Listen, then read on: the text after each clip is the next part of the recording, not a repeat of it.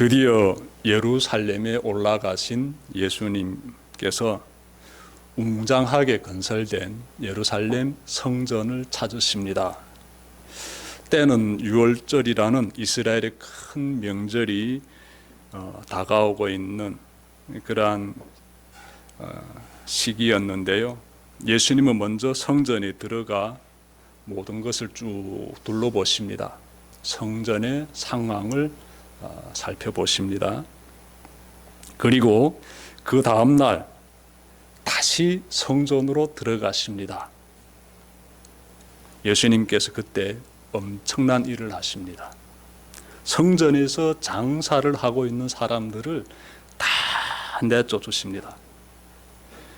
양이나 소를 팔고 있는 사람들을 내쫓으시고 또 이 돈을 바꿔주는 환전하는 사람들을 다 내쫓으십니다.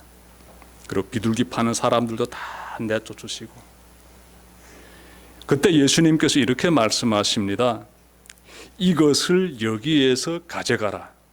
내 아버지의 집으로 장사하는 집을 만들지 말라라고 호되게 꾸짖으십니다. 여러분, 예수님께서 성전에서 이렇게 직접 나서셔서 노끈으로 채찍을 만드시고 성전 마당에서 장사하는 사람들 다 이렇게 내쫓으시는 그런 모습, 우리가 잘 이렇게 지금 살펴보고 있는데, 이 상황을 보다 잘 이해하기 위해서는 어떻게 되어서 이 상인들이 감히 성전 마당 안에까지 들어오게 되었느냐라는 질문을 가져야 됩니다. 원래 예루살렘 성전 근처에 그 800m, 해발 800m 정도 되는 감람산이라고 있었는데, 그곳에서 상인들이 모여서 이렇게 짐승을 팔고 돈도 바꿔주고 그랬습니다. 예루살렘 성전 안에서는 하나님께 제사를 드리게 되지요. 그래서 제사에 필요한 그 짐승들을 감람산에 있는 그러한 시장에서 사람들이 사고 또 이렇게 상인들은 팔고 했댔습니다. 그리고 감람산에서 이루어지는 이러한 장사 행위를 이스라엘의 권력 집단이 이렇게 관리하고 있었는데, 사내들인이라는 공회가 있습니다. 그 사람들이 이러한 이 감람산에서 이루어지고 있는 이 시장 행위들을 이렇게 관리하고 있었어요. 자, 그랬는데 이스라엘의 대제사장인 가야바라는 사람이, 이 사람이 성전 안에 있는 이방인의 뜰에서 이와 같은 장사 행위를 하도록 허락했습니다. 그러다 보니까 양이라든지 소라든지 비둘기를 파는 상인들이 감히 성전 안에 있는 이 성전 변두리 쪽에 이방인의 뜰이라고 있는데 그곳에 들어와서 장사 행위를 하게 되었어요. 그리고 그때 돈을 바꿔주는 이 환전꾼들도 같이 들어오게 됩니다. 환전에 대해서 간단히 말씀드리면, 이스라엘 백성들 중에서 20살 이상의 남성들은 해마다 성전세를 내야 되는데요. 유대인의 화폐로서 반세겔씩 내면 됩니다. 한 세겔의 절반은 반세겔이지요. 그래서 반세겔씩 내야 되는데, 자, 그러자면 이 사람들이 사용하는 화폐가 이방인들이 사용하는 화폐이지요. 로마 화폐 사용할 수도 있고, 이렇게 자신들이 사용하고 있는 이방인의 화폐를 가지고 하나님의 성전에 와서 성전세를 낼 수는 없어요. 그래서 성전 그 이방인의 뜰에서 유대인들의 화폐인 그 화폐로 이렇게 환전해야 돼요. 그러다 보니까 성전 안에는 이 짐승을 파는 사람들도 있고 환전해주는 환전꾼들도 있었습니다. 예수님께서 그들을 다 성전 밖으로 내쫓으신 겁니다. 어디 하나님의 집에서 이렇게 장사 행위를 할 수 있느냐. 내 아버지의 집은 기도의 집이다 라면서 예수님께서 그들을 호되게 꾸짖으시면서 다 내쫓으십니다. 이 모습을 바라본 사람들 심정 어땠을까요? 많이 당황스러웠겠지요. 많이 놀랐겠지요. 특별히 분노한 사람들이 있습니다. 그 사람들이 누군가 하면 대제사장들입니다. 아마 이러한 이 성전 안에서의 장사 행위를 허락한 대제사장 가야바가 가장 분노했을 것입니다. 그래서 이 대제사장들은요, 유대 사회의 그 지도자들과 함께 무시무시한 계획을 세우게 됩니다. 저 예수를 죽여야겠다. 무서운 계획을 세우게 돼요. 그리고 예수를 죽일 구실을 찾기 시작합니다. 이때부터. 여러분, 한편 예수님은요, 성전 마당에서 눈먼 사람이라든지 또 다리 저는 사람들을 고쳐주십니다. 그리고 백성들에게 복음을 가르쳐 주십니다. 오늘 본문 보시면 이날도 예수님은 성전에서 백성들을 가르치고 계셨는데 대제사장들과 장로들이 예수님을 찾아와서 이렇게 질문합니다. 당신은 무슨 권한으로 이런 일을 하시오? 누가 당신에게 이런 권한을 주셨소? 이 질문이에요. 예수님은 질문에 답변해야 합니다. 여러분, 이 질문이 보통 질문 아닙니다. 쉬운 질문 아니에요. 이 질문 속에 위험한 함정이 도사리고 있습니다. 이 질문은 저들이 예수님을 해치기 위해서 머리 맞대고 짜낸 질문이에요. 예수님은 자신이 위험한 상황에 처했음을 금방 알아챘습니다. 예수님은 예루살렘에 올라오시기 전에 저자들에게 3번에 걸쳐서 어떤 말씀하셨지요? 내가 이제 예루살렘에 올라가게 되면 대제사장들과 장로들을 비롯한 유대 지도자들에 의해서 죽임당한다라고 예수님께서 미리 예고하셨습니다. 그리고 예루살렘에 올라오셔서 성전에 들어오셔서 지금 사역을 펼쳐가시는데 하나님 나라의 복음을 전하시면서 병자들을 고쳐주시면서 성전을 깨끗하게 정화시키고 계시는데 예상했던 대로 이 대제사장들을 비롯한 유대 권력 집단과 충돌이 지금 일어나고 있어요. 충돌. 예수님께서 직감하십니다. 이 질문이 보통 질문 아니다. 이 질문에 잘 답변해야 된다. 예수님께서 알아차리시지요. 누구보다 잘 아신다. 그래서 당신은 무슨 권한으로 이런 일을 하시오? 누가 당신에게 이런 권한을 주었소라는 이 질문을 들으면서 예수님께서 이들이 지금 함정을 만들고 있구나. 나를 함정에 밀어뜨리려고 하는구나. 예수님께서 딱 알아채십니다. 여러분, 대제사장들과 장로들의 질문 속에는 우리가 당신에게 이런 일을 행해라고 허락하지 않았는데 왜 당신이 감히 이런 일을 하고 있습니까? 답변해라. 이 부분이 그냥 딱 깔려 있습니다. 그러니까 유대 사회를 놓고 보게 되면은 이 유대 권력기관이 있지 않습니까? 이 사내들인이라는 이쪽에 속한 사람들, 대제사장이라든지 장로들이라든지 서기관들이라든지 그리고 일부 제사장들이 이 그룹에 속해 있습니다. 70에서 71명 정도로 구성되었다라고 해요. 그런데 이 기관에서 허락한 사람들이 나가서 이 사역을 펼칠 수 있습니다. 말씀도 전하게 되고.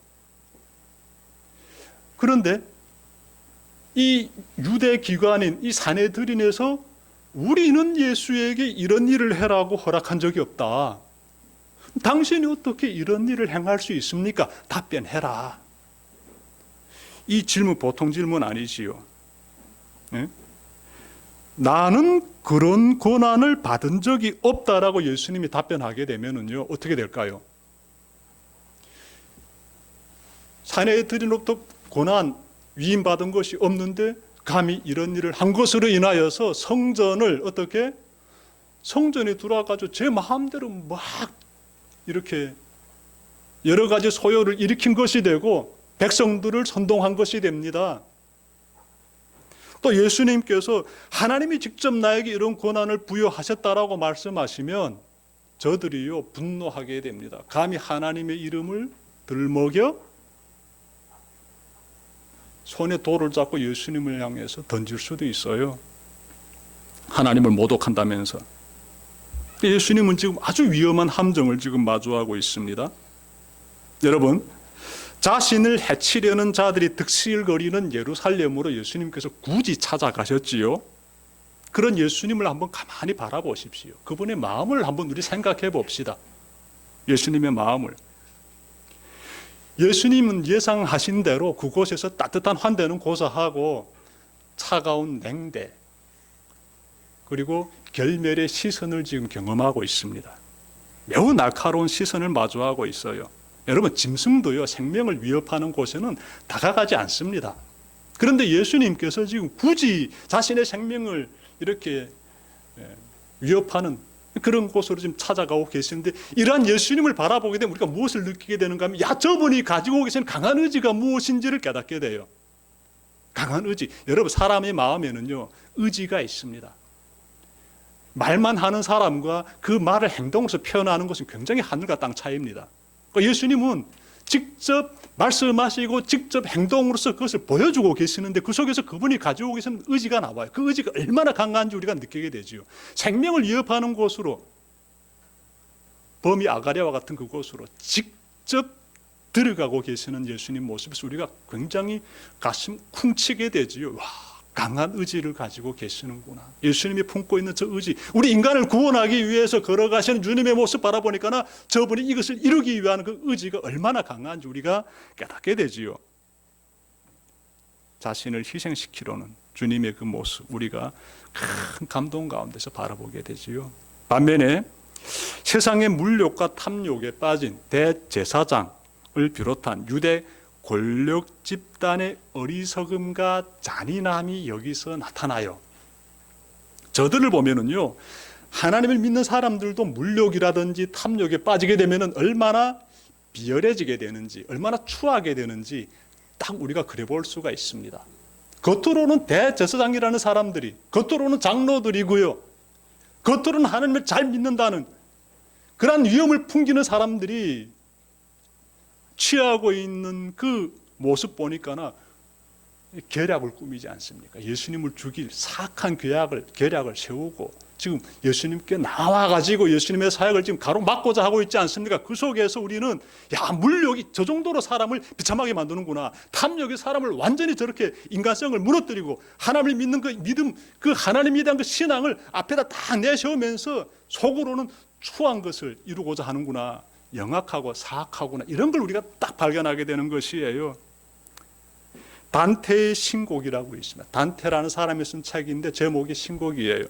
여기에 보게 되면은요, 하나님의 이름을 전면에 내세우고 속으로는 자기 탐욕을 채우는 그런 자들이 장차 지옥에서 어떤 벌을 받게 되는지를 이렇게 작가가 상상하면서 묘사합니다. 근데 그 내용 보게 되면은요, 좀 섬뜩해요. 물론 단테의 상상이지만, 하지만 성경에서 떠난 내용이다라고 보기도 어려워요. 예수님께서도 주여 주여 하는 자마다 다 천국 가는 것이 아니라 아버지 뜻대로 행한 자가 간다라고 말씀하셨기 때문에, 겉으로 아무리 신앙심이 좋은 것처럼 보여도 내면에서 그 신앙심대로 살지 못한다라게 되면은 천국 못 간다라는 것이지요. 그래서 단테의 신곡 보게 되면은, 이 내용이 그냥 성경과 그냥 동떨어진 그냥 상상의 나래다라고 볼 수는 없어요. 근데 거기 이런 내용이 있습니다.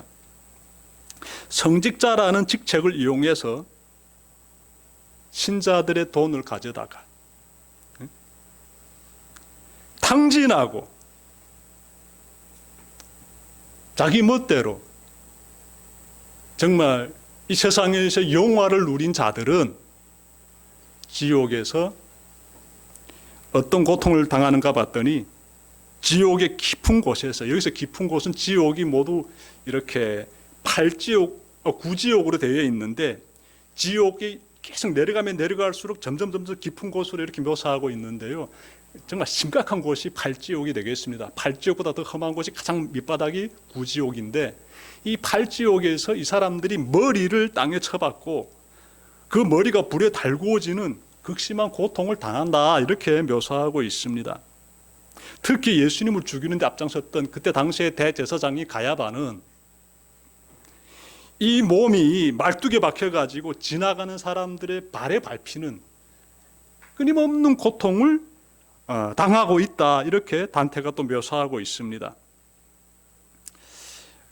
단테의 신곡은 독자로 하여금 우리가 살아있을 때 무엇을 해야 하고 무엇을 하지 말아야 하는지를 생각하게 해줍니다.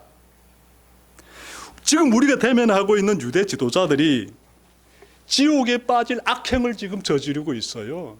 이들은 예수님의 길을 지금 가로막고 있지 않습니까? 하지 말아야 될 일을 지금 굳이 찾아서 하고 있습니다. 아주 어리석은 모습이에요. 세상 탐욕에 눈이 멀게 되면 이런 일도 서슴지 하게 된다는 것이에요. 지금까지 세상의 권력자들이 만들어 놓은 위험한 함정, 그곳으로 직접 다가가시는 예수님에 대해서 제가 전해드렸습니다. 이어서 예수님이 그곳을 어떻게 지나가시는지를 우리 함께 말씀 가운데서 찾아봅시다. 자, 예수님은 당신이 무슨 권한으로 이런 일을 하시오? 누가 당신에게 이런 권한을 주었소라는 유대 권력 집단의 위험한 질문에 이렇게 답변하십니다. 여러분 24절 하반절과 25절 상반절 보십시오. 제가 말씀 읽겠습니다. 나도 너희에게 한 가지를 물어보겠다. 너희가 대답하면 나도 무슨 권한으로 이런 일을 하는지를 말하겠다. 요한의 세례가 어디에서 왔느냐? 하늘에서냐? 사람에게서냐? 예수님은 질문에 질문으로 답변하십니다. 아주 지혜로운 방법이에요. 아주 지혜로운 방법. 내 입으로 말하지 않겠다. 너희들 입으로 말해봐라.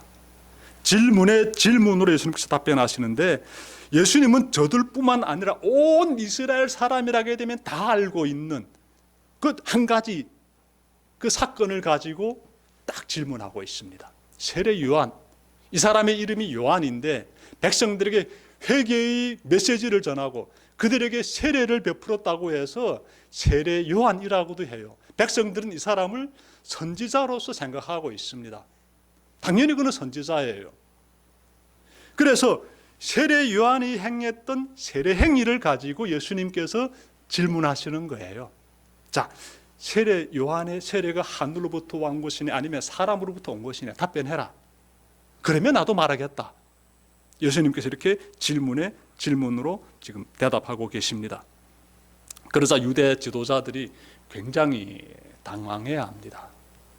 쉽게 말하지 못합니다. 고민에 빠져버립니다. 왜냐하면 사실 이들은요, 이 사람들은 요한을 하나님이 보내주신 선지자다라고 받아들이지 않고 있었어요.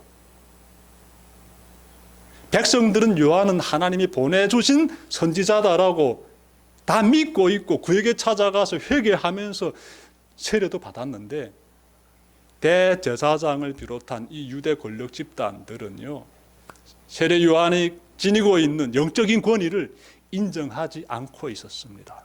여러분, 예수님은 이 부분에 대해서 마태복음 17장 12절에서 말씀하셨어요. 보십시오. 내가 너희에게 말하노니 엘리야가 이미 왔으되, 여기서 엘리야는 세례 요한을 가리키고 있습니다. 엘리야가 이미 왔으되 사람들이 알지 못하고 임의로 대우하였다. 인자도 이와 같이, 인자는 예수님을 가리켜요. 인자도 이와 같이 그들에게 고난을 받으리라 하시니. 예수님의 말씀에서도 알 수 있듯이 당시 유대 지도자들은 세례 요한의 영적인 권위를 인정하지 않고 있었죠. 자, 유대 지도자들이 세례 요한의 그 세례가 하늘로부터 왔다라게 되면 예수님의 권세도 하나님으로부터 임했다라는 것을 스스로 인정하는 격이 됩니다. 왜냐하면 세례 요한이 살았을 때 예수님은 하나님으로부터 이 세상에 온 하나님의 어린 양입니다라고 예수님에 대해서 증언했어요. 그러므로 세례 요한이 하나님부터 왔다라게 되면은 예수님도 하나님부터 온 것이다. 예수님의 권세도 하나님께서 부여하신 것이다. 라는 것이 되지요. 그래서 이 대제사장과 유대 권력 집단은 스스로 예수님의 권위를 인정하는 격이 되는 것이에요. 그래서 그렇게 하지 않으려고 하죠, 이들은. 자, 그런데 이들이 요한의 세례가 사람에게서 왔다 라고 말하면 예수님이 행하고 있는 모든 이러한 권세가 사람으로부터 온 것이 되지요. 유대 지도자들은 이렇게 딱 말하고 싶은데 말할 수가 없어요. 왜냐하면요, 잘못하게 되면 자신들이 돌에 맞아 죽게 됩니다. 이 백성들이 던지는 돌에 맞아 죽게 돼요. 백성들은 세례 요한은요, 제가 거듭 말씀드리죠, 하나님 보내주신 자다라고 확실하게 믿고 있습니다. 그러한 세례 요한이 사람에게서 권세를 위임받아서 이런 일을 했다라고 말하면 백성들이 분노하지요. 돌을 던져서 어떻게 대제사장과 권리 집단을 그 자리에서 즉결 처형합니다.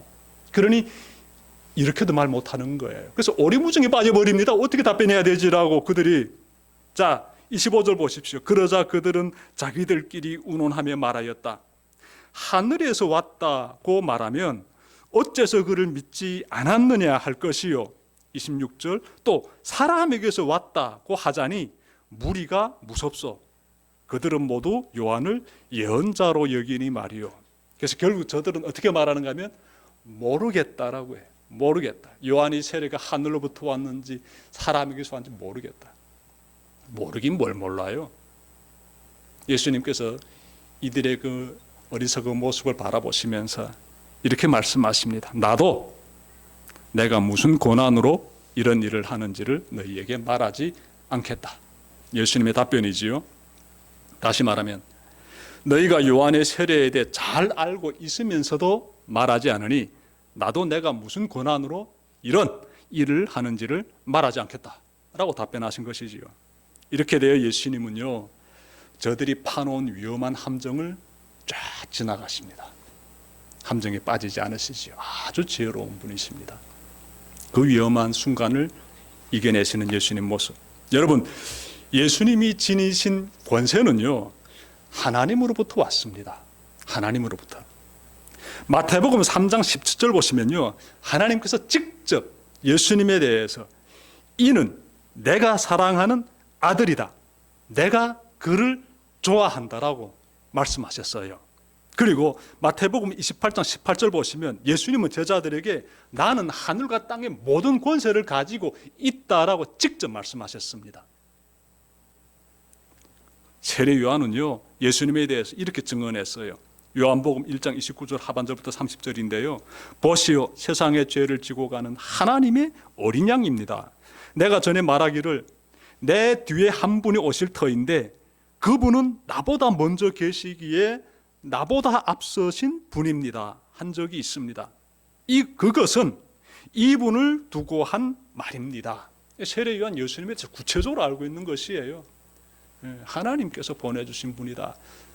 예수님이 지니신 권세 막강합니다. 하나님께서 부여하신 권한을 예수님께서 행사하고 계십니다. 예수님은 그 권세로 성전을 정화시키시고 백성의 질병을 고쳐주시고 그들에게 하나님의 말씀을 가르쳐주시고 마귀의 시험에서부터 승리하시고 병자들을 고쳐주시면서 그렇게 사역을 이어가셨어요. 그리고 예수 믿는 사람들에게 예수님께서 하나님의 자녀가 되는 권세를 주신 것이고 예수님 덕분에 우리는 악한 영을 물리칠 수 있는 그런 능력을 행사하게 되는 것입니다. 여러분들 심령 가운데 예수 믿는 사람들의 그 영혼 가운데 하나님께서 부어주시는 어마어마한 권세가 있고 우리는 그 권한을 가지고 있습니다. 잊지 마시길 바랍니다. 말씀 마치려고 합니다. 여러분, 하나님 나라의 복음을 전하는 길에는요, 위험한 함정이 도사리고 있습니다. 하나님 일을 우리가 추진하려고 하게 되면은요, 이 대로가 쫙 펼쳐진 것이 아니라 위험한 함정이 군데군데 이렇게 우리를 넘어뜨리려고, 우리를 빠뜨리게 하려고 도사리고 있습니다. 쉬운 일이 아니에요. 쉬운 일이 아니에요. 오늘도 우리가 나가서 지역사회 전도하려고 하는데 이런저런 일들이 많지요. 예. 여기 나오신 분들 대단한 분들이 있습니다. 여러분들 대단한 분들이세요. 왜냐하면 하나님께서 지금 함께 하시기 때문에 그렇습니다. 하나님의 일은 하나님께서 자신의 백성들에게 능력을 부여하심으로써 추진이 됩니다. 예. 근데 그까지 우리가 나아가는 그 걸음 보게 되면 어떻게 하나 여기에 동참하지 못하게 하려는 악한 영의 어마어마한 공격이 있습니다. 감지해야 돼. 영적 분별력을 가지고 쫙 감지해야 합니다.